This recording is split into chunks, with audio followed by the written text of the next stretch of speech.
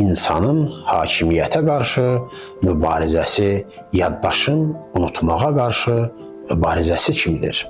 Milan Kundera. Varlığın ağır yüngüllüyü və yaddaşın savaşı.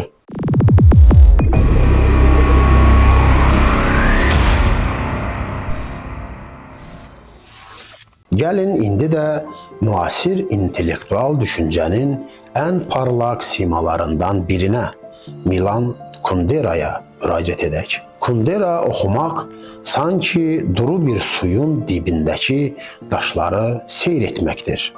Hər şey çox aydın görünür, amma o daşlara toxunmaq üçün dərinə inmək lazımdır. Onun fəlsəfəsinin onurğa sütununu yüngüllük və ağırlıq anlayışı təşkil edirdi. O deyirdi, insanın hakimiyyətə qarşı mübarizəsi yaddaşın unutmağa qarşı mübarizəsi kimidir. Bu fikir təkcə siyasi bir mesaj deyil, həm də insanın öz mənliyini qoruması üçün bir çağırışdır.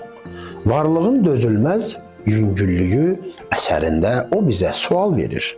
Əgər həyatda hər şey bir dəfə baş verirsə, deməli o heç baş verməyib. Bu einmal ist kein mal. Bir dəfə olan heç vaxt olmayandır.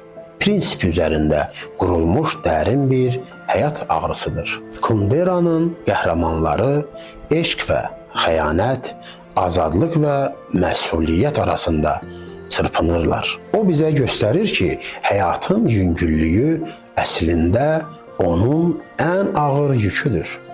Çünki mənasızlıq insanı ən çox incidən hissdir. Kundera'nın dili intellektual bir zərifliyə sahibdir.